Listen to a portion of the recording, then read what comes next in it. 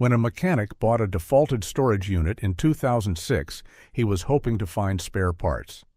Instead, he found a dust-covered Volkswagen Beetle that hadn't been seen in 11 years. The car belonged to Hana Sasaki, a college student who went missing in 1995. This discovery wasn't just a break in a cold case, it was the first thread in a carefully constructed lie that had been hiding in plain sight for over a decade. The metallic screech of the storage unit door rolling up was the only sound cutting through the monotonous chant of the auctioneer on a cold October morning in 2006. Jarek Olis stood near the back of the small crowd, breath misting in the frigid air, the collar of his worn canvas jacket turned up against the bite of the Ohio wind. He wasn't here for forgotten furniture or boxes of old clothes. He was hunting for metal, for the scent of oil and possibility. The auctioneer, a stout man named Barry, was working his way down the row of defaulted units at the U-Store-It facility on the industrial outskirts of Columbus. Jarek's restoration garage, Alles Vintage, was struggling. Specializing in classic European imports, particularly Volkswagens, meant high overhead and clients who were often long on passion but short on cash. Auctions like this were a gamble, but sometimes, hidden among the detritus of other people's lives, you found a forgotten transmission, a rare set of rims, or, if the legends were true, an entire car. They reached Unit 418. Barry cut the heavy padlock with bolt cutters, the snap echoing sharply. The corrugated door was shoved upward, revealing the dark interior. Jarek squinted, leaning forward as the crowd surged slightly. The unit was packed tightly. He saw the dull sheen of a cheap laminate dresser, stacks of unlabeled cardboard boxes, and a rolled-up carpet smelling strongly of mildew. It looked unremarkable, a collection of junk likely not worth the gas to haul it away. The bidding started low. $50. A few half-hearted raises pushed it to $100. Jarek hesitated, his gloved hand tightening on the small wad of cash in his pocket, his last reserves for the month. But something caught his eye near the back of the unit. A shape, bulky and indistinct under a heavy, dust-caked canvas tarp. It was too large for furniture, too defined for a random pile. It had the distinct, rounded silhouette he knew intimately. $150, Jarek called out, his voice sounding louder than he intended. A competing bidder, a reseller known for his flea market stalls, glanced back and raised it to $200. Jarek didn't hesitate. $300. The reseller frowned, calculating the effort versus the reward, and shook his head. Barry pointed at Jarek. Sold! Unit 418 to the young man in the back. The crowd moved on to the next unit, leaving Jarek alone with his gamble. He signed the paperwork with Barry, handed over the cash, and affixed his own padlock to the door. He needed his truck and a clear head before diving in. An hour later, Jarek returned. The facility was quiet now, the excitement over. He unlocked Unit 418 and pulled the door up. The silence inside the 10-by-20 space felt heavy. He began the laborious process of clearing a path, dragging the mildewed carpet and the lighter boxes out into the aisle. The air inside was stale, thick with the smell of dust, decay, and time. Finally, he reached the tarp-covered object. It took up nearly half the unit. He stood before it, anticipation tightening his chest. This was the moment of truth. He grabbed a corner of the stiff canvas and pulled hard. The tarp resisted, clinging to the shape beneath, before finally peeling back with a tearing sound. Dust motes danced in the beam of his flashlight. Jarek stopped breathing for a moment. It was a Volkswagen Beetle. Not just any Beetle, but a vintage model, likely late 60s or early 70s. The paint under the thick grime was a striking turquoise, oxidized and showing spots of rust bubbling up on the fenders and the hood, but the body was remarkably intact. The tires were flat, pancaked under the weight of the car, and the chrome bumpers were dull. The driver's side door was slightly ajar. He walked around it slowly, running a hand over the curved roof. It hadn't been wrecked or haphazardly dumped. It had been parked, deliberately covered, and left. for a very long time. Excitement surged through him. A find like this could save his garage. Even if the engine was seized, the parts alone were worth thousands. He needed to start the title process immediately. He crouched down near the front windshield, scraping away the dust to find the vehicle identification number plate on the dashboard. He carefully copied the sequence of numbers into his notepad. Jarek walked back to the facility office, his boots crunching on the gravel. He had a contact, Darlene, who worked at the Ohio BMV. He often called her to run checks on potential restoration projects, making sure they weren't stolen before he invested time and money.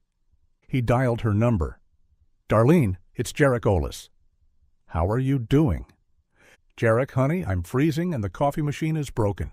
What do you need?" "I need you to run a VIN for me. Just bought a storage unit, found a classic Beetle." He read the numbers to her. "All right, hold on." "Let me pull it up." Jarek heard the clicking of keys. A minute passed, then another. The silence on the other end started to feel strange. "Darlene? Everything okay?" When she spoke again, her voice was different, lower, urgent. "Jarek, where did you find this car?" "Storage auction, Unit 418. You store it on Commerce Drive." "Why?" "This car, it's not listed as stolen, but it's flagged, heavily flagged in the national database." "Flagged for what?" "It's linked to a missing person case, high profile, from back in the 90s. Hana Sasaki." Darlene paused. "Jarek, the instructions on this flag are very specific. The BCI Cold Case Unit is to be notified immediately." The excitement curdled in Jarek's stomach, replaced by a sudden chilling dread. This wasn't a forgotten relic. It was evidence. "Don't touch anything," Darlene warned him. "Don't move the car. Don't even close the unit door. The police are going to be contacting you very soon." Jarek hung up the phone and walked slowly back to Unit 418. The turquoise Beetle seemed different now. The oxidized paint looked less like patina and more like neglect. The dark interior, visible through the dusty windows, felt ominous. He stood in the cold aisle, staring at the car, waiting for the sound of sirens. Detective Elias Vance was trying to calculate the optimal time to start drawing his pension, but the drone of the financial planner at the front of the conference room was making it impossible to focus. It was October 2006, and Elias was enduring a mandatory pre-retirement seminar, a bureaucratic ritual marking the final stretch of his 30-year career. He was only months away from the end, and frankly, he couldn't wait. He was tired of the paperwork, the politics, and the endless parade of human misery. He had spent the last decade in the Bureau of Criminal Investigation's Cold Case Unit, a place where hope went to die slowly, buried under mountains of dusty files and degraded evidence. It was supposed to be less stressful than homicide, but Elias found the silence of the unsolved cases louder than the chaos of fresh crime scenes. The financial planner clicked to a slide titled "Maximizing Your Deferred Compensation," and Elias felt his eyelids growing heavy. Just as he was about to surrender to the inevitable, the pager clipped to his belt, vibrated violently against his hip. He frowned. He rarely got paged anymore. He excused himself quietly and stepped out into the sterile hallway of the BCI headquarters. He dialed the number on the small screen. "Dispatch, this is Detective Vance." "Detective, we have a priority notification from the Columbus BMV. A vehicle flagged in connection to one of your cases has been located at a storage facility." "Okay," Elias said, pulling out his notepad. "Which case?" The dispatcher read the name. "Sasaki, Hana, case number 95-00834. Elias froze. The name hit him like a physical blow, knocking the wind out of him. Hana Sasaki. He hadn't heard that name spoken aloud in years, but it echoed in his mind constantly. "Detective? Are you still there?" "Yeah," Elias managed, his voice rough. "I'm here. Give me the location." He hung up the phone, his mind reeling. The retirement seminar was forgotten. He walked quickly to his desk in the cold case unit, his heart pounding in a way it hadn't in years. Hana Sasaki wasn't just another case. It was the case, the one that broke him, the one that kept him up at night, staring at the ceiling, wondering what he missed. In 1995, Elias was a rising star in the Columbus Homicide Division. He was the lead detective assigned to Hana's disappearance. She was a brilliant architecture student at Ohio State University, 21 years old, with a future as bright as a supernova. And then, one Tuesday night in October, she vanished. He remembered the details vividly. She was last seen leaving the university's design studio late at night, packing up her intricate models and blueprints. Her classmates saw her head toward the student parking lot. She was supposed to drive back to her off-campus apartment, a short 10-minute trip. She never arrived. When she missed a major presentation the next day, her friends reported her missing. The investigation was massive. Elias and his team turned the city upside down. They searched the route she would have taken, dredged the Olentangy River, interviewed everyone who knew her. There were no signs of trouble in her life, no disgruntled boyfriends, no academic rivals. It was as if the night had simply swallowed her whole. The public assumption, the one Elias eventually had to accept, was a random abduction, a tragic case of being in the wrong place at the wrong time. But her car, the vintage turquoise VW Beetle she adored, was never found either. That always bothered him. Abductors usually dumped the car. They didn't make it disappear along with the victim. Now, 11 years later, it had reappeared. Elias went to the archives, the climate-controlled basement where the physical evidence of unsolved cases was stored. He navigated the rows of metal shelving until he found the section dedicated to 1995. He located the boxes labeled Sasaki, H, and pulled the primary case file. He carried it back to his desk and opened it. On top was her university ID photo, a young woman with dark, shoulder-length hair wearing a pink sweater with a large green H on it, smiling brightly. The image always twisted something inside him. He remembered meeting her parents, their faces ravaged by grief, begging him to find their daughter. He had promised them he would, a promise he failed to keep. He flipped through the reports, the witness statements, the timelines. It all felt so familiar, yet so distant. He had spent years agonizing over these pages, searching for a clue, a hint, anything he might have overlooked. He stood up, grabbing his coat. He walked to his captain's office and knocked on the door. "Elias?" "I thought you were in the retirement seminar," Captain Mendoza said, looking up from a stack of budget reports. "Hana Sasaki's car has been found," Elias said simply. Mendoza paused, the significance of the statement hitting him. He had been Elias's partner back in '95. He knew what this case meant to him. "Where?" "Storage facility on Commerce Drive, found during an auction." "I'll assign a team." "No," Elias interrupted. "This is my case. I'm taking the lead." It wasn't a request. It was a statement of fact. Mendoza looked at him for a long moment, seeing the weariness in his eyes replaced by a familiar, hardened resolve. "Okay, Elias. Keep me updated, and be careful. Ghosts have a way of haunting the living." Elias nodded and walked out.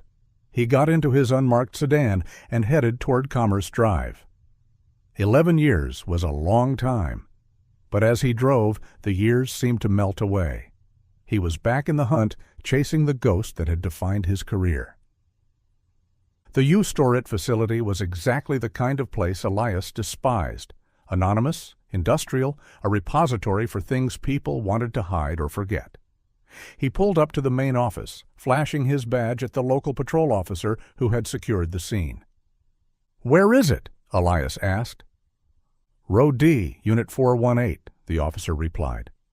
"The guy who found it is waiting for you." "Seems pretty shaken up." Elias walked down the row of identical metal doors until he reached 418.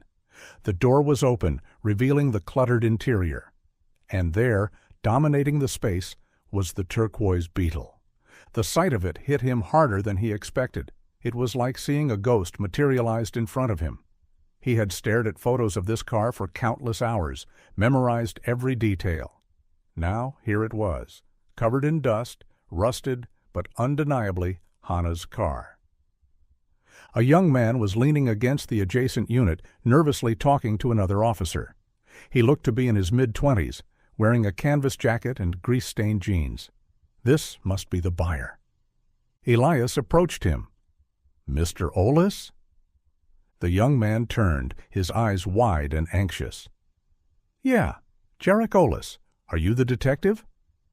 "Detective Elias Vance, BCI Cold Case Unit." He gestured toward the unit. "You bought this at auction today?" "Yeah, blind bid. I restore vintage Volkswagens. I saw the shape under the tarp and took a gamble." Jarek ran a hand through his hair. "I didn't know. I just called the BMV to run the VIN, and the next thing I know, they're telling me it's linked to a missing person." "You did the right thing, Mr. Olis." Elias turned his attention to the car. He walked slowly around it, taking it in. The forensic team hadn't arrived yet, so he was careful not to touch anything. The car confirmed his initial gut feeling from years ago. It wasn't wrecked. There were no signs of a struggle, no broken windows, no damage consistent with an accident or a forced entry.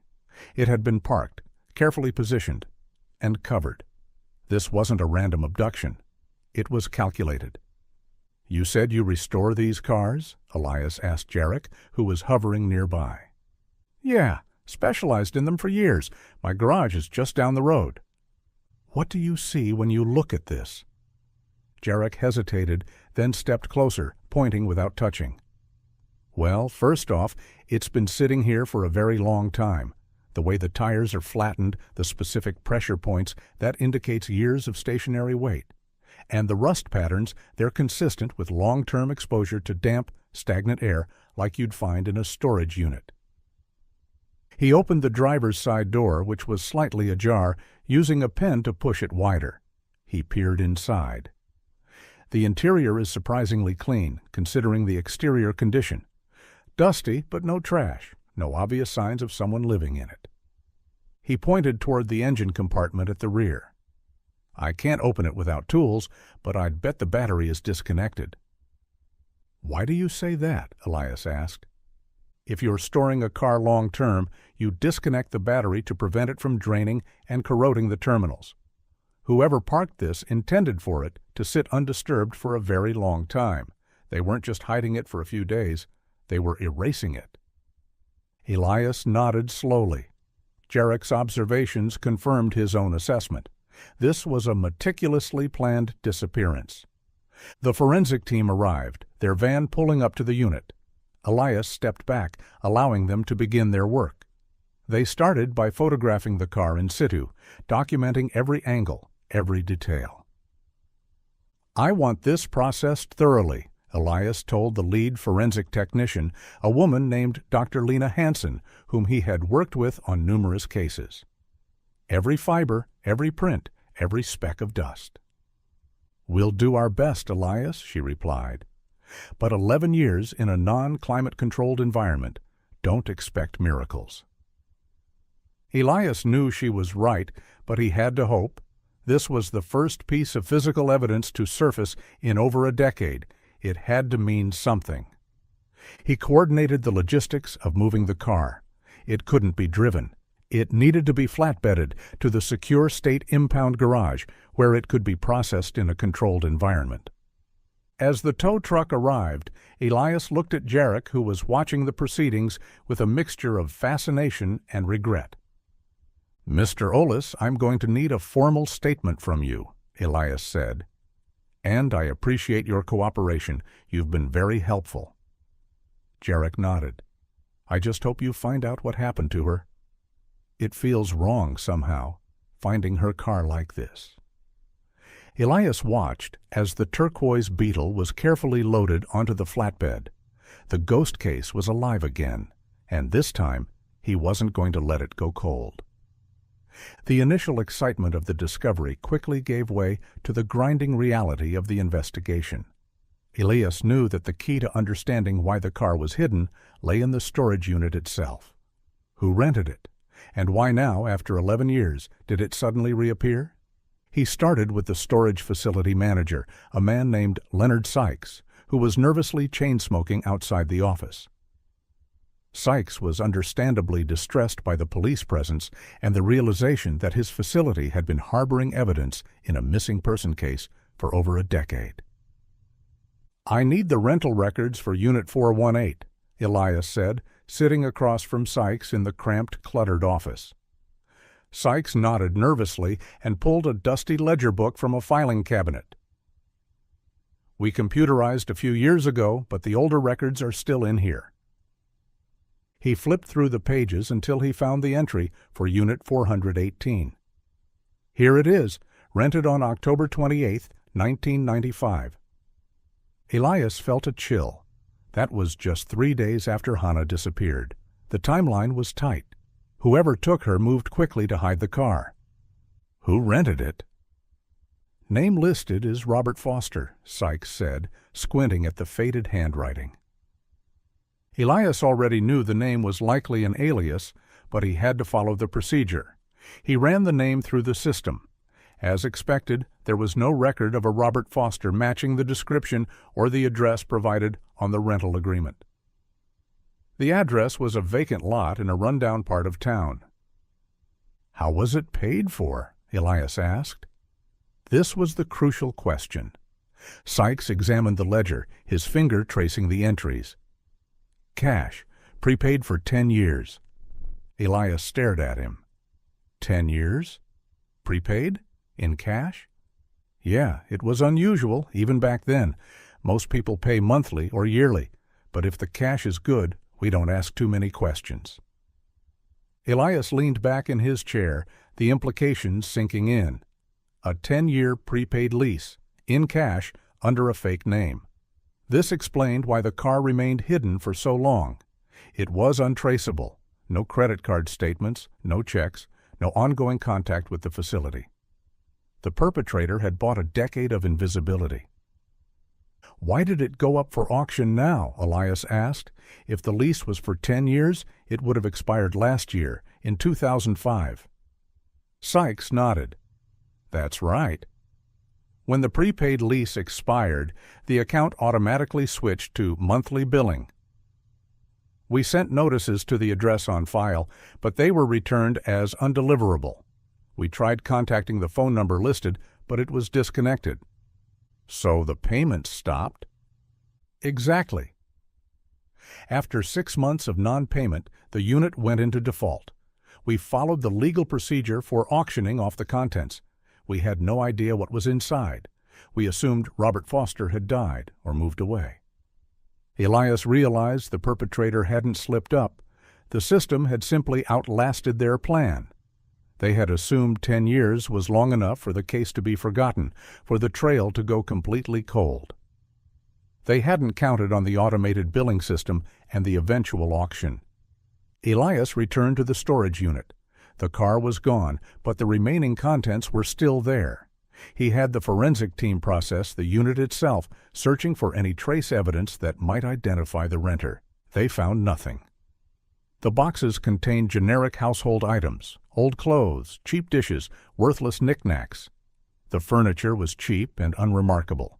It was all filler, camouflage designed to make the unit look like any other forgotten storage space. Elias stood in the empty unit, the scent of dust and decay still lingering in the air. The perpetrator was smart, patient, and meticulous. They had erased Hana Sasaki from the world and almost got away with it. The dead-end trail left Elias frustrated and increasingly uneasy. The discovery of the car had reopened the case, but it hadn't provided any new leads. It simply confirmed what he already suspected. Hana was the victim of a targeted, premeditated crime. He returned to BCI headquarters, the weight of the case settling back onto his shoulders. He had a ghost car and a fake name. It wasn't much to go on. He needed a break, a crack in the facade. He needed something the perpetrator hadn't anticipated. The turquoise Beetle was transported to the State Crime Lab's secure impound garage, a large, sterile facility smelling of chemicals and ozone. Elias oversaw the processing, pushing the forensic team for rush results. He knew that whatever secrets the car held, they were buried under 11 years of dust and neglect. The processing was meticulous and time-consuming. The exterior was examined first, photographed under different lighting conditions to reveal any hidden scratches or markings. The rust spots were analyzed to determine the rate of corrosion. The tires were removed and examined for trace evidence. Then they moved to the interior. The car was divided into grids, and each section was vacuumed, the contents meticulously catalogued. The upholstery was examined for fibers, hair, and DNA. The dashboard, the steering wheel, the gear shift. Every surface was swabbed and tested for fingerprints. Elias watched the process unfold, hovering over the technicians, desperate for any scrap of information. He felt a growing sense of urgency. His retirement was looming, and he couldn't bear the thought of leaving this case unsolved again. The results started coming in, and they were frustratingly negative. The car appeared to have been wiped clean before storage. There were no useful fingerprints, only smudged partials that were unidentifiable. No blood, no DNA other than Hannah's own. The hair and fibers found in the interior were consistent with Hannah and her immediate circle of friends, who had been in the car frequently. The standard search confirmed the glove compartment and trunk were empty of any personal belongings or evidence. It was as if the car had been professionally sanitized before being sealed away. Elias felt the familiar dread creeping back in. The initial hope sparked by the discovery was rapidly fading. The case was threatening to go cold again, this time for good. The pressure from the bureaucracy started mounting. Captain Mendoza called him into his office. The budget reports spread across his desk. "Elias, I know this case means a lot to you," Mendoza said, his tone measured. "But we have limited resources. We've expended a significant amount of manpower and lab time on this vehicle recovery, and so far we have nothing to show for it." "We have the car," Elias insisted. "That proves the disappearance wasn't a random abduction." "It was planned." "We suspected that already. But we don't have any new leads, any suspects. We can't justify keeping this level of resource allocation open indefinitely." Elias knew he was right, but he couldn't accept it. "Just give me a little more time." "There has to be something we missed." Mendoza sighed. "Elias, we've been over the case file 1,000 times. We interviewed everyone. We checked every lead. If there was something there, we would have found it 11 years ago." Elias left the office feeling defeated and desperate. He walked back to the impound garage, the sterile environment mirroring the coldness of the case. The turquoise beetle sat in the center of the room, stripped of its secrets, mocking him with its silence. He stared at the car, the vibrant color muted under the harsh fluorescent lights. He thought about Hannah, her bright smile, her promising future extinguished in a moment of violence. He couldn't let her down again. He needed a new perspective, a fresh set of eyes. He needed someone who saw this car not just as evidence, but as a machine, a puzzle, a piece of history. He thought about the young mechanic who found it, Jarek Olis. He remembered Jarek's specialized knowledge, his intuitive understanding of the vehicle. It was a long shot, but it was the only shot he had left. He decided to give Jarek a call. Jarek Olis couldn't get the turquoise beetle out of his mind. It wasn't just the financial loss, although that stung. It was the car itself, the history it represented, the tragic story attached to it. He felt a strange connection to the missing owner, Hannah Sasaki. He had seen her photo in the news reports that followed the discovery. She was young, vibrant, full of life, and she loved this car. He found himself obsessing over the details of the case, reading old news articles online, searching for any information about Hannah's disappearance. The more he learned, the more invested he became. He felt a growing sense of injustice, a need to understand what happened to her. His garage, Olis Vintage, felt empty and quiet in the days following the auction. He tried to focus on the other restoration projects he had lined up, but his mind kept wandering back to the beetle. He kept thinking about the way it was stored, the disconnected battery, the specific rust patterns. He knew these cars intimately, their quirks, their hidden spaces, the places where things could be lost or hidden. He wondered if the police had missed something. They were thorough, meticulous, but they saw the car as a crime scene, not as a machine. They didn't know the intricacies of vintage Volkswagens, the way the panels fit together, the voids behind the dashboard, the cavities in the chassis. He had an itch, a mechanic's intuition that there was something more to be found. He knew it was a long shot, but he couldn't shake the feeling. He decided to contact Detective Vance. He still had the detective's card. He picked up the phone and dialed the number, his heart pounding nervously. "Detective Vance, this is Jarek Olis, the mechanic who found the car."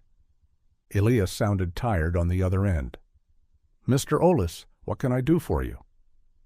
"I know this might sound strange," Jarek started, hesitant, "but I can't stop thinking about that car. I specialize in vintage Volkswagens. I know them inside and out." "We appreciate your expertise, Mr. Olis. The forensic team has completed their processing." "I understand that, but they look for evidence. I look for things that don't belong. I know the hidden spaces in these cars, the places where standard police procedures might not reach." Elias was silent for a moment. Jarek could hear the skepticism in his silence. "Mr. Olis, the car has been thoroughly searched. We found nothing." "But you didn't disassemble it, did you?" Jarek persisted. "You didn't take apart the dashboard, the heater channels, the rear seat assembly?" "There are voids in these cars, places where things can be hidden intentionally." Elias considered this. He was desperate for a lead, any lead, and Jarek's specialized knowledge was undeniable. He had already proven helpful at the storage unit.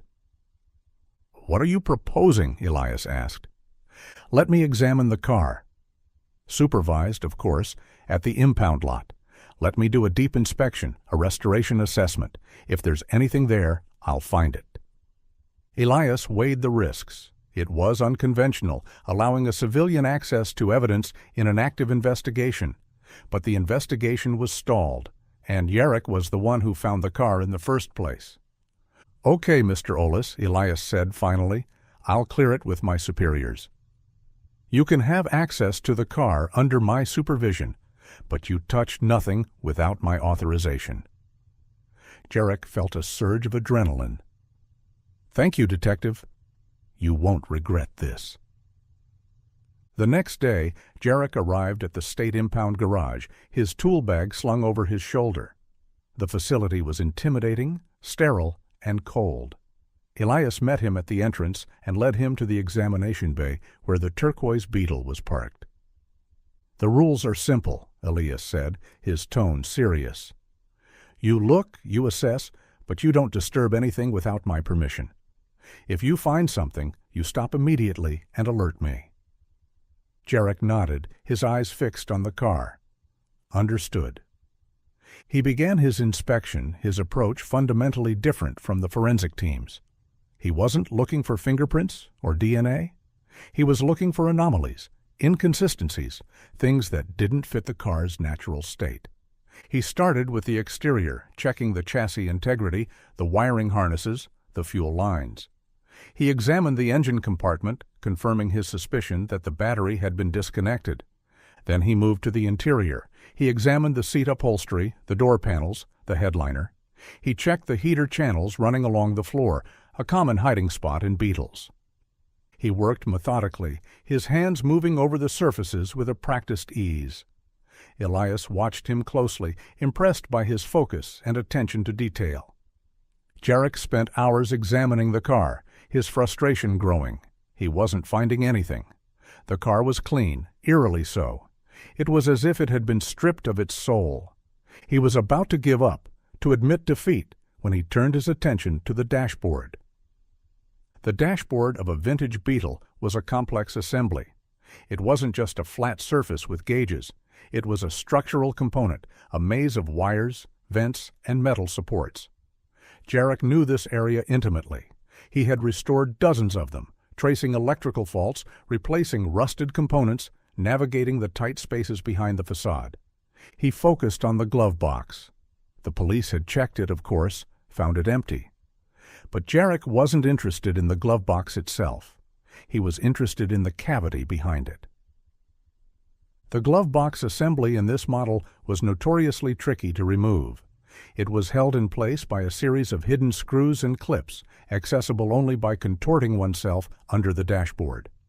It was a space no one would normally look, a place forensics would ignore unless they had a specific reason to disassemble it. "I want to remove the glove box assembly," Jarek told Elias, who was leaning against the wall, watching him work.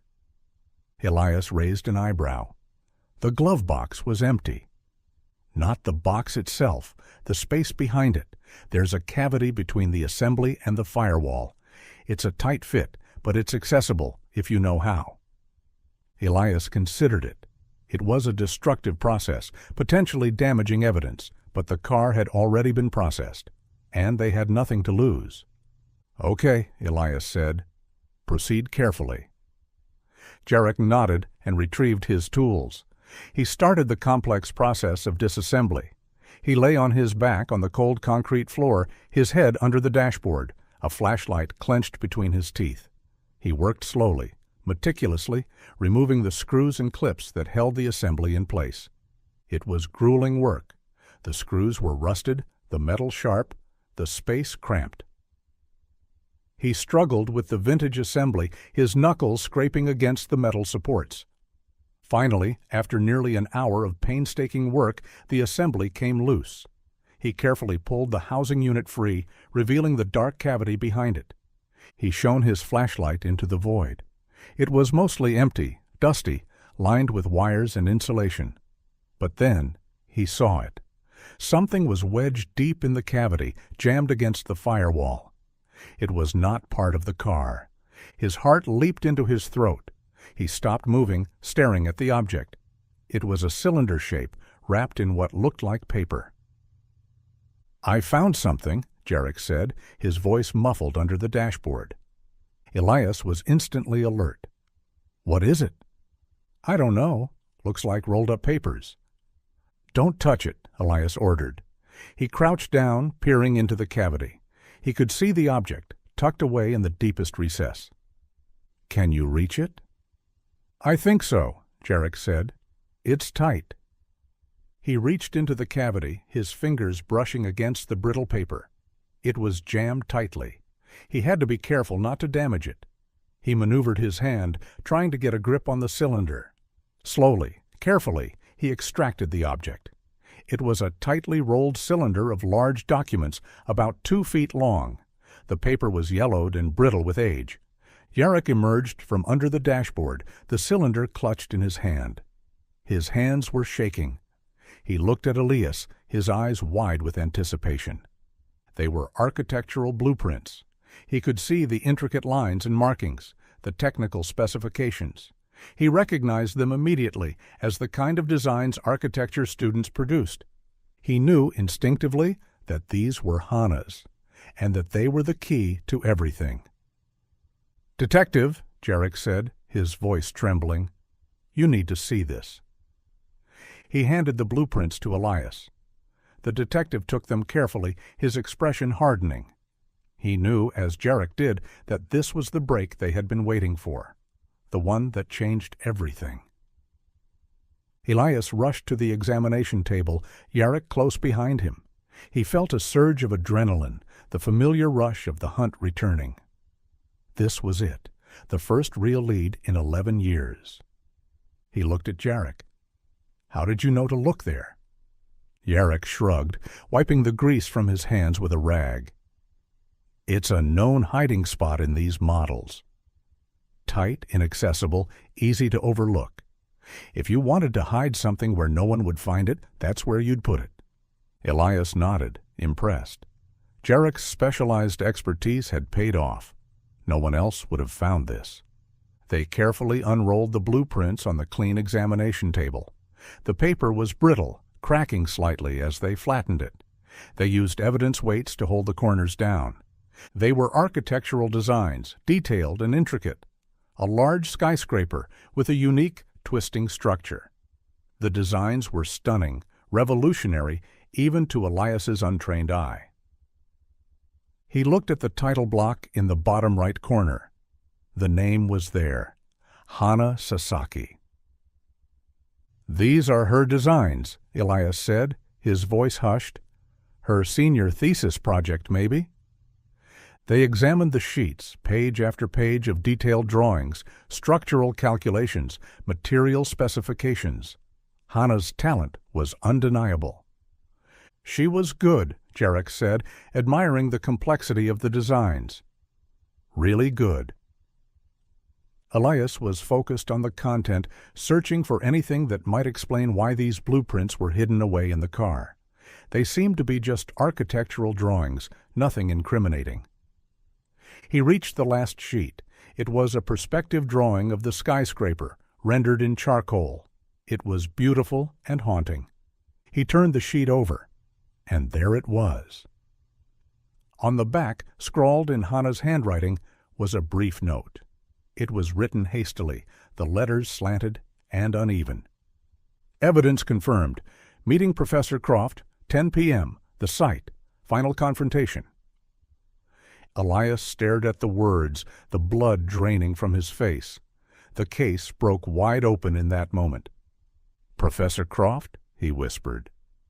This was the first direct evidence linking Hana's disappearance to another person, and it wasn't just anyone. It was her professor. Evidence confirmed. Final confrontation. The words suggested a serious adversarial conflict. Hana wasn't meeting her professor for a friendly chat. She was confronting him with something incriminating. Elias looked at the blueprints again. Evidence confirmed. What evidence? What had she discovered? He thought about the designs, the brilliance of them, and then he thought about the timeline. 1995, the year Hana disappeared. He needed to know who Professor Croft was and what he had been working on back then. He rushed back to his desk, Jarek following him, caught up in the momentum of the discovery. He logged into the university's database, searching for faculty members in the architecture department in 1995. He found the name quickly. Dr. Julian Croft. He was Hana's mentor and thesis advisor. Elias remembered interviewing him back in '95. Croft had been devastated by Hana's disappearance, praising her talent, cooperating fully with the investigation. Elias had dismissed him as a suspect early on. He had an airtight alibi, a faculty dinner, then home. But now, looking at the note, Elias realized how wrong he had been.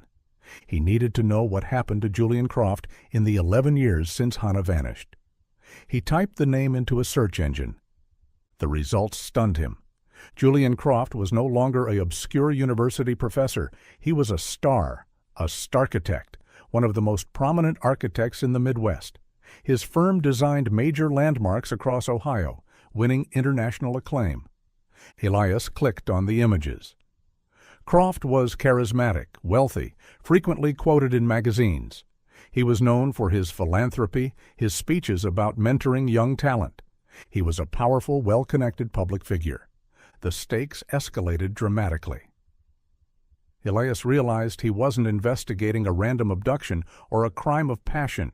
He was investigating a conspiracy, a cover-up that reached the highest levels of society. He looked at the blueprints spread across his desk, the evidence that Hana had confirmed, the evidence that Julian Croft had killed to protect. He realized the investigation was just beginning, and it was going to be a war. The revelation that Julian Croft was involved in Hana's disappearance changed the entire dynamic of the investigation. Elias was no longer chasing shadows. He had a target, a powerful, influential target. He needed to understand the man behind the facade. He started digging into Julian Croft's life, his career, his reputation. The portrait that emerged was intimidating. Croft was a celebrated figure in Columbus, a local hero who had risen from humble beginnings to international acclaim. His designs were iconic, transforming the city's skyline. He was a philanthropist, donating generously to the university, the arts, and various charities. He was a mentor, nurturing young talent, inspiring the next generation of architects. He was untouchable. Elias looked at the photos of Croft, the charismatic smile, the tailored suits, the confident posture. He seemed like the epitome of success and integrity. But Elias knew the truth. He knew the darkness lurking beneath the surface.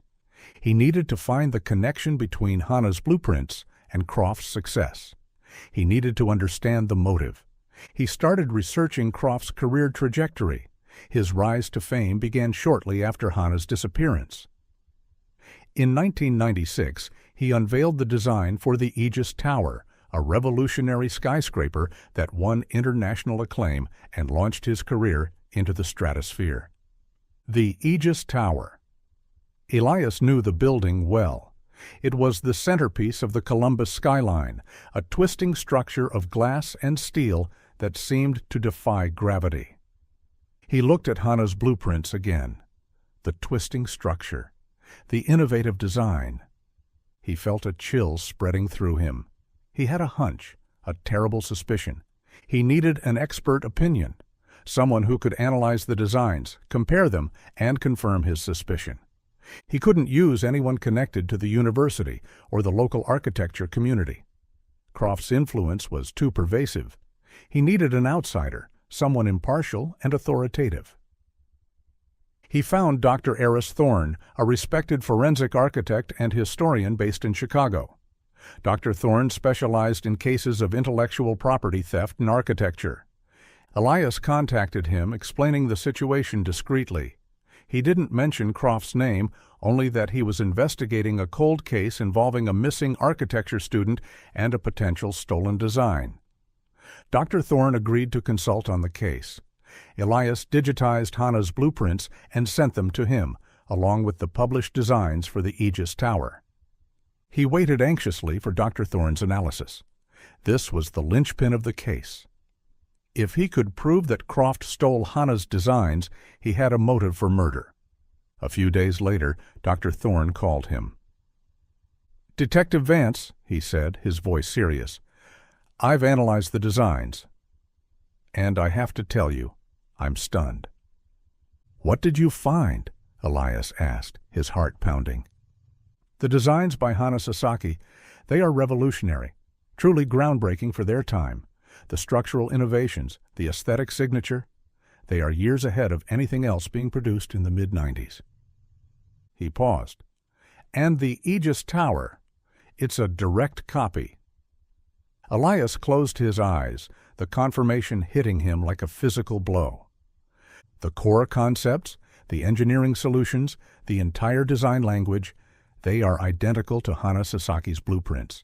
There is no doubt whatsoever. Hana Sasaki designed the Aegis Tower. And the published designs attributed to the other architect?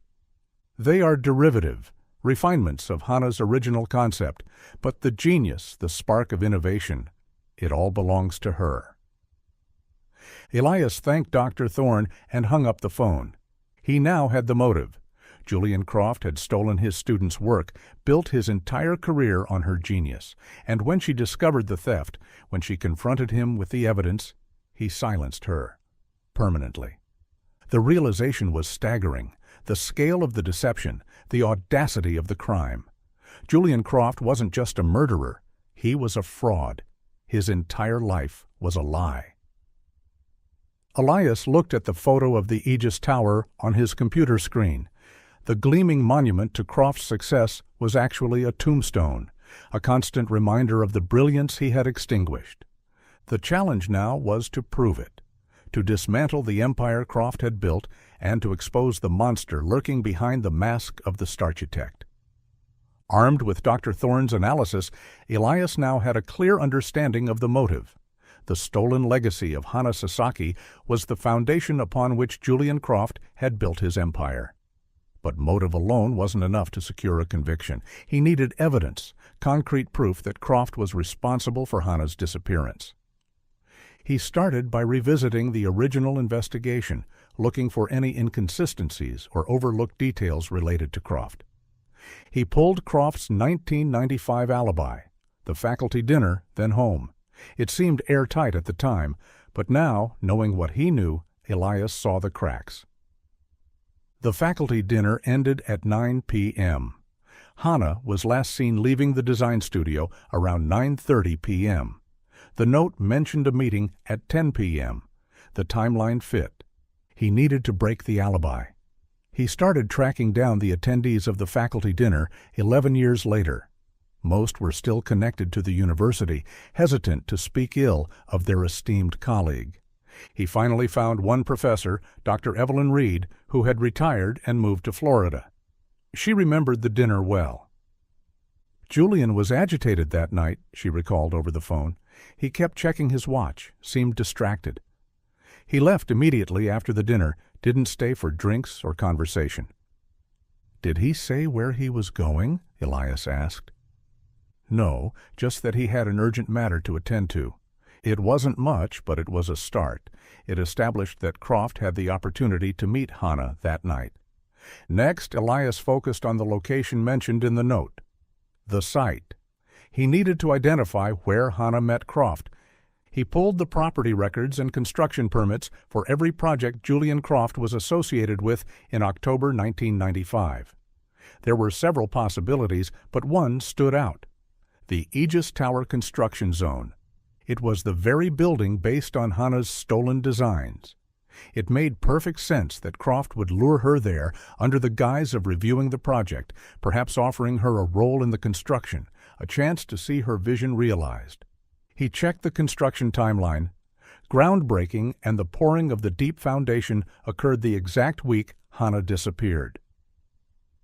The horrifying realization hit him. If Croft lured her to the active construction site, he had the perfect opportunity to dispose of the body, permanently. He needed more evidence linking Croft to the crime scene. He decided to track down Croft's ex-wife, Clarissa. They had divorced in 2001, and she had moved to Cincinnati. He drove to Cincinnati and found her living in a modest apartment complex. She was hesitant to speak, still intimidated by Croft's influence. "I don't want any trouble," she said, her voice trembling slightly. "Julian, he can be very persuasive." Elias appealed to her sense of justice. He told her about Hana, the stolen designs, the hidden car. He showed her the note. Clarissa stared at the handwriting, her eyes filling with tears. "I always wondered," she whispered. "I always suspected something was wrong." "What do you mean?" Elias asked gently. "That night, the night the student disappeared. Julian came home late. Well, after midnight. I was asleep, but he woke me up when he came in." "You told the police he was home right after the dinner." "He told me to say that. He said it was important, that he was being targeted by rivals at the university. I was young, naive. I believed him." She paused, taking a shaky breath. He was agitated, nervous. And his clothes, they were covered in mud and fine gray dust, like concrete dust. Elias felt a chill. Concrete dust. The Aegis Tower construction site. What did he do with the clothes? He laundered them immediately. That night. He never did laundry. I always thought it was strange. She looked at Elias, her expression pleading. "I stayed silent out of fear. He threatened me, said he would ruin me if I ever breathed a word."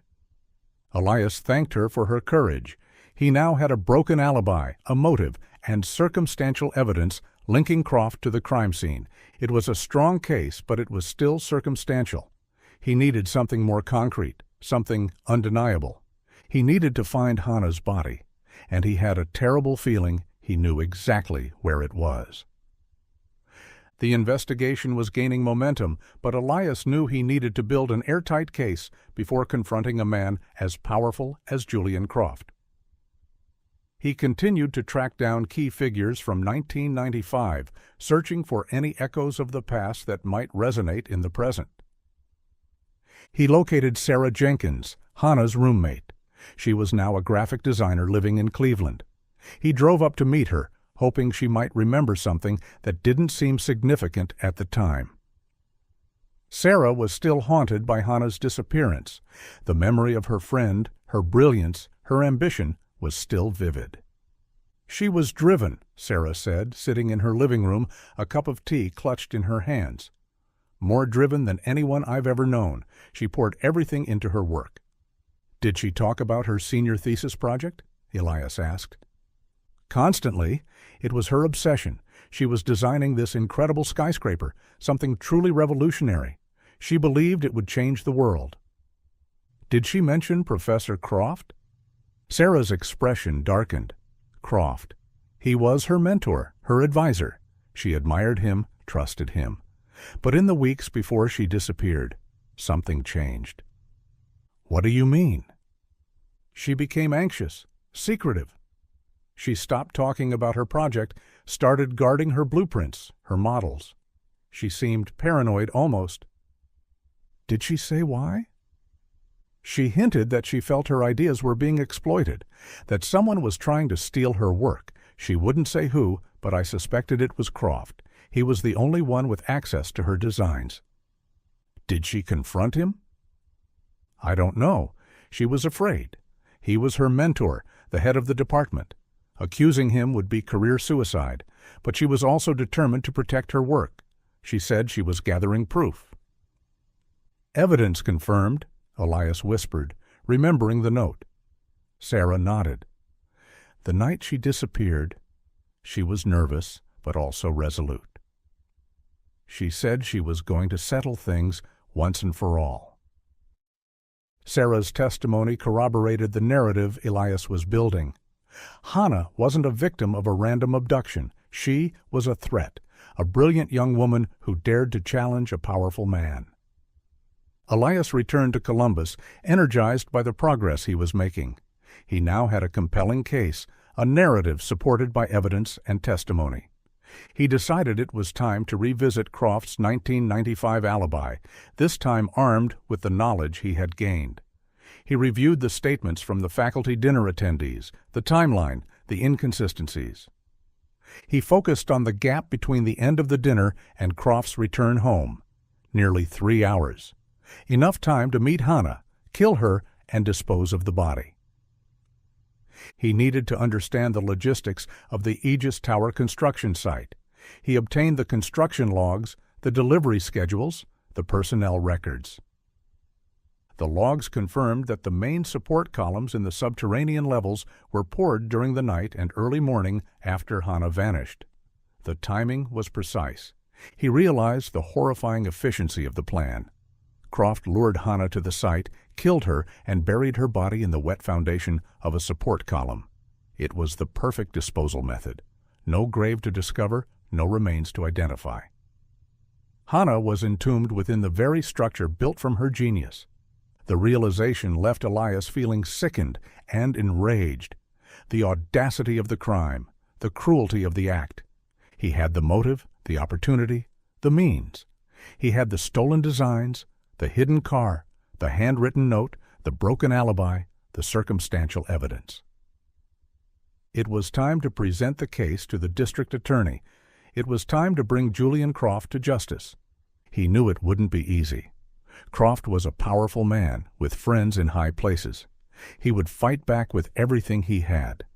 But Elias was ready. He had waited 11 years for this moment, and he wasn't going to back down. Elias presented his findings to the district attorney, a politically ambitious man named Marcus Thorne. He laid out the case meticulously. The discovery of the car, the hidden blueprints, the expert confirmation of the stolen designs, the motive, the handwritten note, the broken alibi, the circumstantial evidence linking Croft to the crime scene. He expected the DA to be impressed, energized by the prospect of prosecuting such a high-profile case. Instead, Thorne leaned back in his chair, his expression skeptical and cautious. "It's a compelling story, Elias," Thorne said, his tone measured. "But it's still circumstantial. We have no murder weapon, no eyewitnesses, no confession, and we have no body."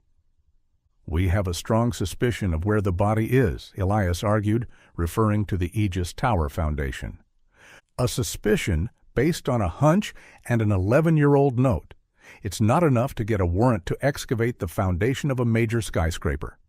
It's not a hunch. It's a solid case." "It's a case against Julian Croft," Thorne corrected him. "A man who donated millions to this city, who sits on the boards of major corporations, who is personal friends with the mayor and the governor."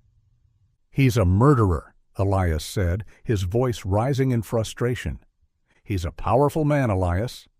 And accusing him of murder without absolute proof would cause a massive scandal. It would expose the city to lawsuits, damage the economy, and ruin careers, including mine." Elias realized he had hit a wall, the wall of influence that protected Julian Croft. The pushback was immediate. The next day, Croft's high-powered lawyers contacted the police department, subtly threatening defamation lawsuits if the investigation continued.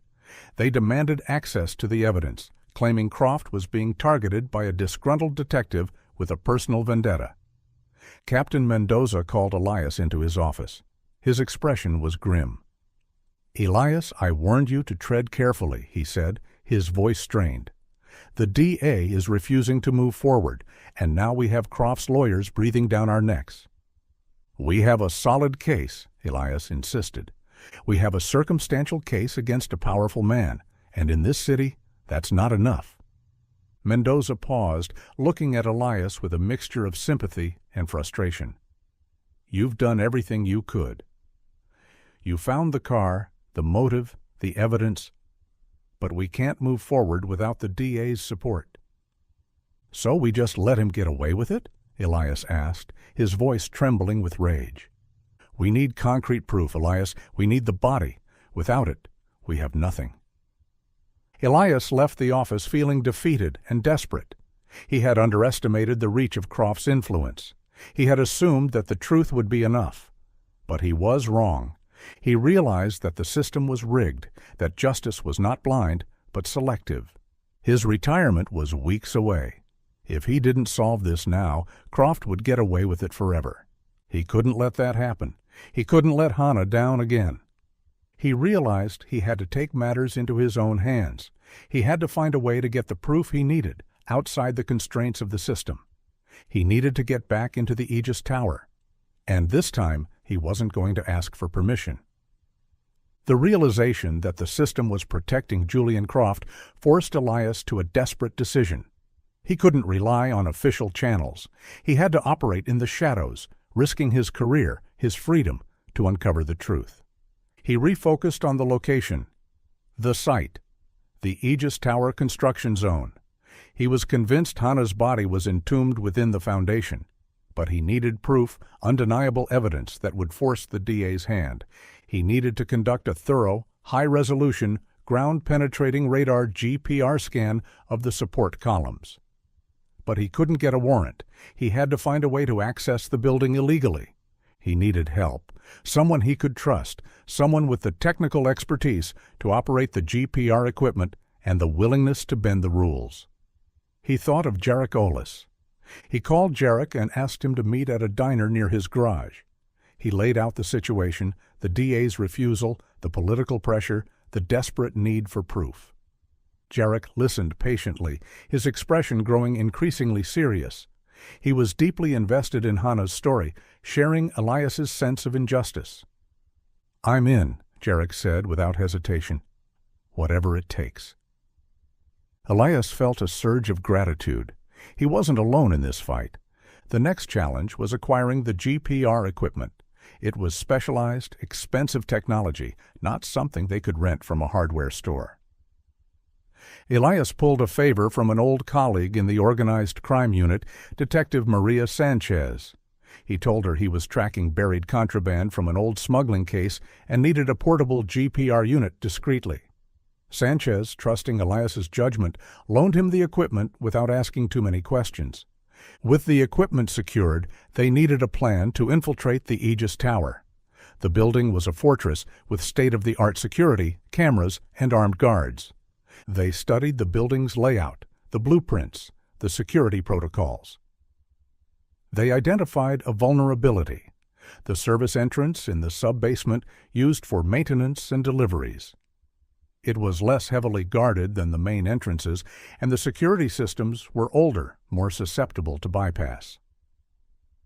They planned the infiltration for late on a Friday night, when the building was mostly empty and the security presence was reduced. They spent the next few days preparing, studying the GPR equipment, practicing the bypass techniques, finalizing the plan. The tension was high. They knew the risks.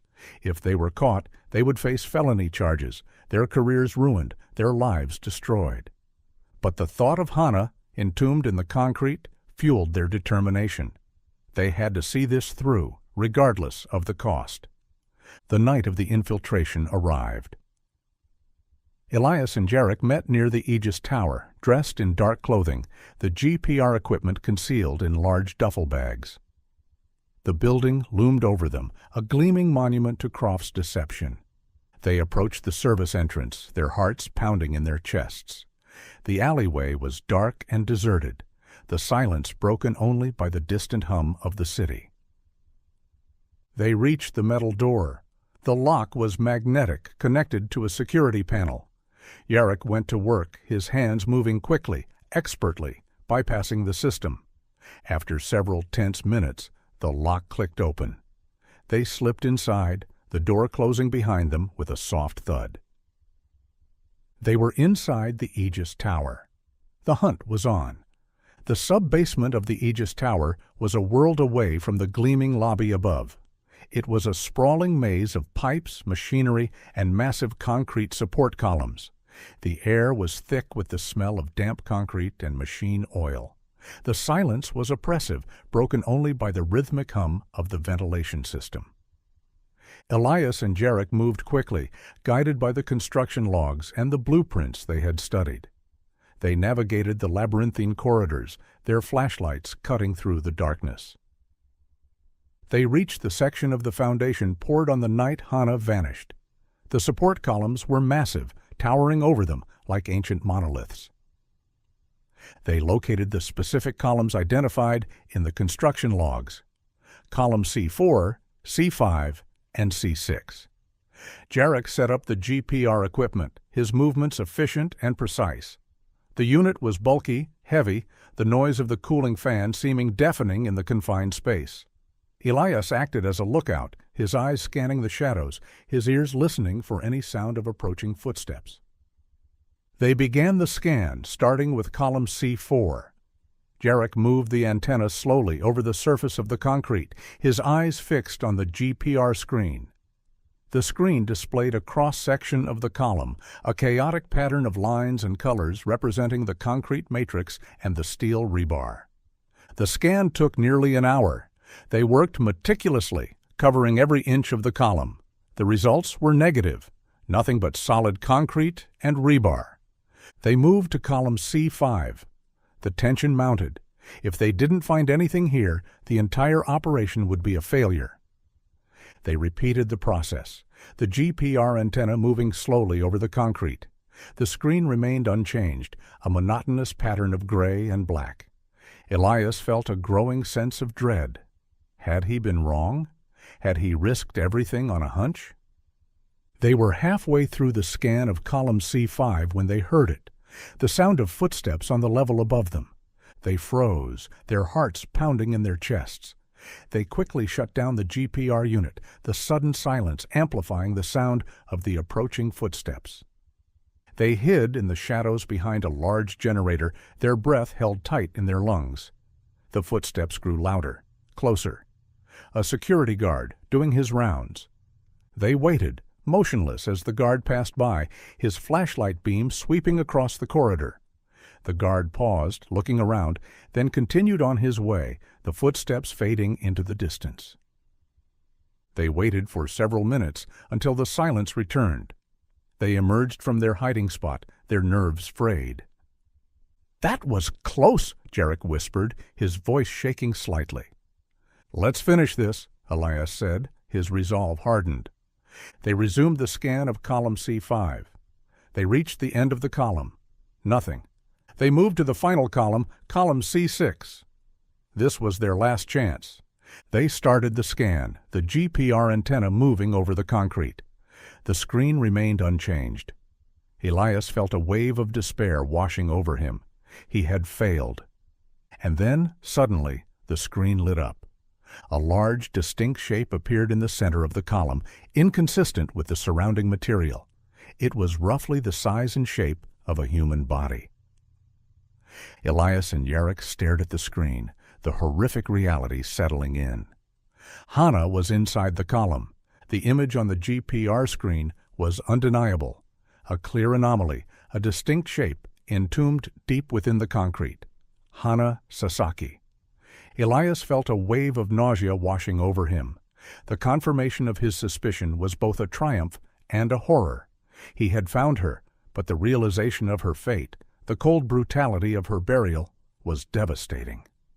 He quickly photographed the GPR screen, capturing the image, the coordinates, the undeniable proof. They packed up the GPR unit quickly, their movements hurried, fueled by adrenaline and fear. They had the evidence. Now they needed to escape the fortress they had infiltrated. They moved toward the stairwell, their flashlights cutting through the darkness. They reached the door, Yarrick reaching for the handle. Suddenly, the door burst open, flooding the stairwell with light. 2 armed security officers stood in the doorway, their weapons drawn, their faces set in hard lines. "Freeze!" one of them shouted, his voice echoing in the confined space. Elias and Yarrick froze, raising their hands slowly. They were caught. The security officers were professionals, private contractors hired by Croft's firm. They were alert, aggressive, clearly alerted by a silent alarm Yarrick hadn't fully disabled, or the patrol they had narrowly avoided earlier. "Who are you?" "What are you doing here?" the lead officer demanded, advancing toward them. Elias's mind raced, calculating the options. They couldn't fight their way out. They couldn't surrender the GPR unit, the evidence they had risked everything for. He had to bluff. He had to use his years of experience, his authority, to take control of the situation. He lowered his hands slightly, adopting a posture of calm authority. "Detective Elias Vance, Ohio Bureau of Criminal Investigation," he announced, his voice firm and steady. He pulled out his badge, holding it up for the officers to see. The officers hesitated, surprised by the assertion of authority. They lowered their weapons slightly, but remained wary. "BCI?" the lead officer asked, skepticism evident in his voice. "What is BCI doing here in the middle of the night, without authorization?" "We are investigating an anonymous tip," Elias said, the lie coming easily, smoothly. "A credible tip regarding a critical structural fault in the foundation of this building, related to the original construction." He gestured toward the GPR unit in Yarrick's backpack. "We needed to verify the information discreetly, without causing a public panic." The officers exchanged uncertain glances. The mention of a structural fault, the potential liability, had shifted the dynamic. "A structural fault?" the second officer asked, his tone less aggressive now. "Yes," Elias said, pressing the advantage. He pulled the GPR unit from the backpack, switching it on. He brought up the image of the anomaly in column C6. "Look at this," he said, showing the screen to the officers. "A dangerous void. Evidence of severe contractor negligence during the original foundation pour. The integrity of the entire column is compromised." He interpreted the anomaly, the body, as a flaw in the concrete, a technical problem that fell within their purview. The bluff worked. The security officers were not engineers. They were trained to protect the building from intruders, not to assess its structural integrity. The fear of liability, the potential disaster of a skyscraper collapse, overshadowed their suspicion. "We need to report this immediately," Elias said, his tone urgent. "We need to secure the area and notify the building management." The officers nodded, their expressions now concerned. They allowed Elias and Yarrick to pass, escorting them toward the security office. "We still need to file an incident report," the lead officer insisted, trying to regain some control of the situation. "Of course," Elias agreed, relief washing over him. They were out. They had the evidence. As they walked toward the security office, Elias knew the clock was ticking. The incident report would reach Croft quickly. He had to move fast. Elias didn't return to the BCI headquarters. He knew the security report from the Aegis Tower would trigger an immediate response from Croft's lawyers, and the politically compromised police command structure would shut him down. He had to bypass the local authorities to take the evidence directly to someone who had the power and the independence to act. He drove straight to the Ohio State Attorney General's office. It was early Saturday morning, the building quiet, deserted. He called the AG's emergency contact number, invoking his BCI credentials and the urgency of the situation. He was granted access, escorted to a conference room where the Attorney General, Eleanor Vance, no relation, met him. She was a formidable woman, known for her integrity and her willingness to take on powerful interests. Elias laid out the case, presenting the evidence meticulously, compellingly. The discovery of the car, the calculated concealment, the hidden blueprints, the expert confirmation of the stolen designs, the massive fraud that built Croft's empire. The motive, powerful and undeniable. The handwritten note, Hannah's final words. The recanted alibi, the concrete dust on Croft's clothes. And finally, the GPR scan of the Aegis Tower Foundation. The anomaly in column C6. The proof that Hana Sasaki was entombed within the concrete. The Attorney General listened, her expression growing increasingly grave. She examined the GPR images, the photographs of the blueprints, the transcripts of the interviews. The evidence was overwhelming. The magnitude of the crime, the depth of the betrayal, the potential corruption involved, it was staggering. "This is monstrous," she whispered, looking at the GPR image of the anomaly. "Julian Croft has been protected by his influence and his wealth for 11 years, Elias said, his voice tight with emotion. He stole her genius, he killed her to cover it up, and he built a monument to his betrayal on her grave. The Attorney General looked at him, her eyes clear and resolute. "Not anymore," she said. She immediately mobilized her team, authorizing warrants for the search and excavation of the Aegis Tower Foundation and the arrest of Julian Croft. She recognized the complexity of the extraction, the need to preserve the structural integrity of the building. She coordinated with a specialized engineering team, experts in forensic excavation. The endgame had begun. Elias felt a sense of relief, a release of the tension that had coiled within him for weeks. He had done it. He had broken through the wall of silence. Now it was time to bring Hannah home. The scene at the Aegis Tower was chaotic. The area around the building was cordoned off, police cruisers and engineering trucks blocking the street. The media had descended on the scene, alerted by the unprecedented police activity at one of the city's most iconic landmarks. Elias watched as the engineering team prepared for the extraction. The sub-basement was brightly lit, the silence broken by the roar of generators and the grinding of specialized cutting equipment. The extraction was a delicate operation, requiring precision and expertise. The engineers had to cut into the massive support column without compromising the structural integrity of the skyscraper above them. They worked slowly, meticulously, reinforcing the column with steel braces as they excavated the concrete. The media frenzy intensified. Julian Croft held an impromptu press conference outside his lavish penthouse apartment, his expression indignant, his voice filled with righteous anger. "These allegations are ludicrous," he declared, surrounded by his high-powered lawyers. "This is a witch hunt, a personal vendetta by a rogue detective trying to make a name for himself before he retires."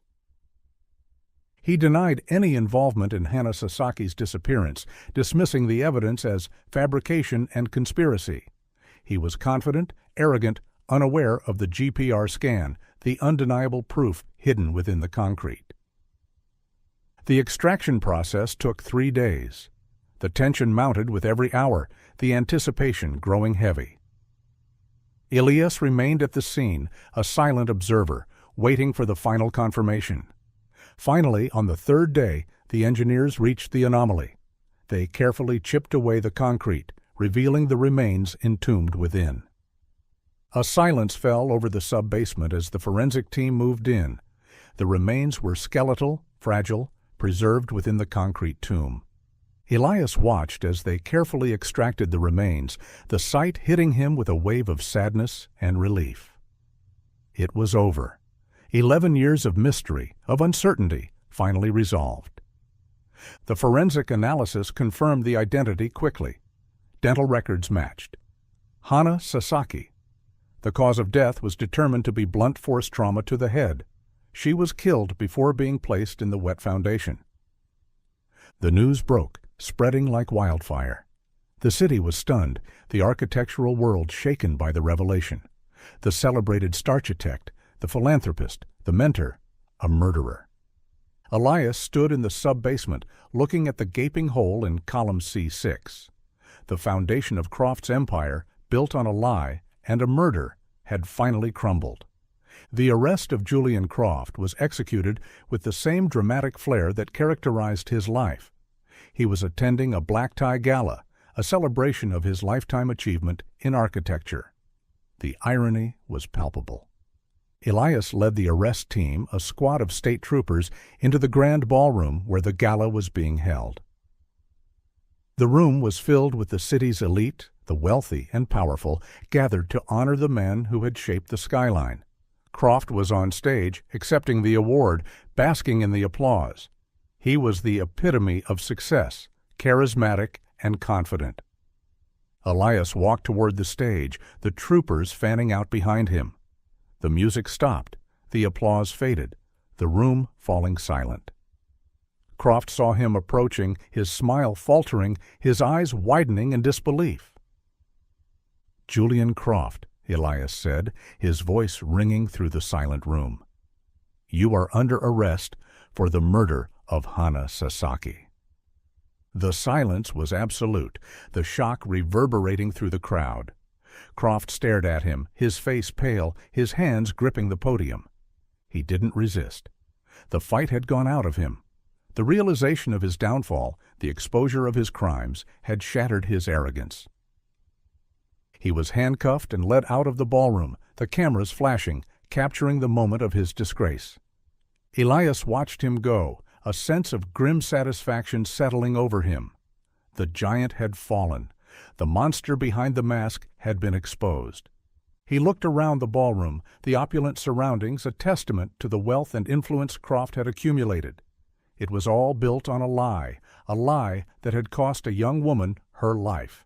He walked out of the ballroom, the weight of the case finally lifting from his shoulders. The standoff was over.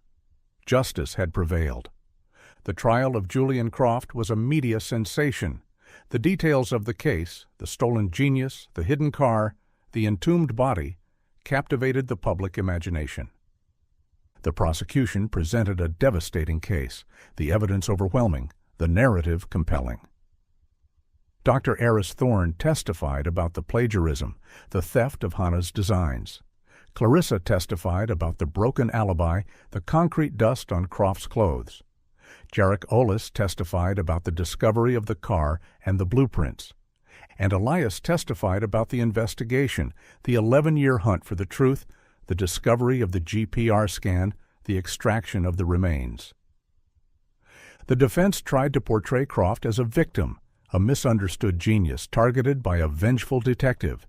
But their arguments were weak, their defense crumbling under the weight of the evidence. The jury deliberated for less than a day. The verdict: guilty of first-degree murder and massive fraud. Julian Croft was sentenced to life in prison without the possibility of parole. The fallout was massive. The architectural world was shaken by the scandal. Croft's name was stripped from buildings, his awards revoked, his legacy destroyed. The Aegis Tower was renamed the Hana Sasaki Memorial Building. Hana received posthumous recognition for her groundbreaking designs, her genius finally acknowledged, celebrated. The endgame was complete. The case was closed. The conclusion of the trial brought a sense of closure, but the emotional weight of the case lingered. Elias felt a profound sense of relief, but also a deep sadness for the life that was lost, the future that was stolen. He traveled to visit Hana's elderly parents. They still lived in the small house where she grew up, their lives frozen in time, suspended in grief. He sat with them in their living room, the silence heavy with unspoken words. He told them the truth, the full story of what happened to their daughter. It was a heartbreaking conversation, filled with tears and sorrow, but also a sense of peace. They finally had the answers they had waited for 11 years. "Thank you, Detective," Hannah's mother whispered, her voice trembling. "Thank you for bringing our daughter home." Elias returned to Columbus, the weight of the past finally lifting from his shoulders. He met Jarek Olis at his garage. The young mechanic had become a local celebrity, his expertise and courage instrumental in solving the case. Elias arranged for the turquoise Beetle to be released from evidence to Jarek. "What are you going to do with it?" Elias asked. Jarek looked at the car, his expression thoughtful. "I'm going to restore it. Meticulously. Not for profit, but as a memorial to Hannah. A reminder of her brilliance." Elias nodded, a sense of respect settling over him. "That's a fitting tribute." He returned to BCY headquarters and processed his retirement paperwork. His career was over. He had faced the ghost that haunted him and finally brought justice for Hannah. He felt a sense of peace, a sense of purpose fulfilled. The foundation of Croft's empire had crumbled, revealing the truth hidden beneath. The final weeks of Elias's career were a blur of paperwork, farewell handshakes, and the quiet dismantling of a life built over 30 years. The resolution of the Sasaki case had brought him a notoriety he never sought, but it also provided the closure he desperately needed. He was leaving the Bureau not out of exhaustion, as he had anticipated, but with a sense of completion. He spent time mentoring the younger detectives in the cold case unit, passing on the lessons learned from the long, arduous investigation.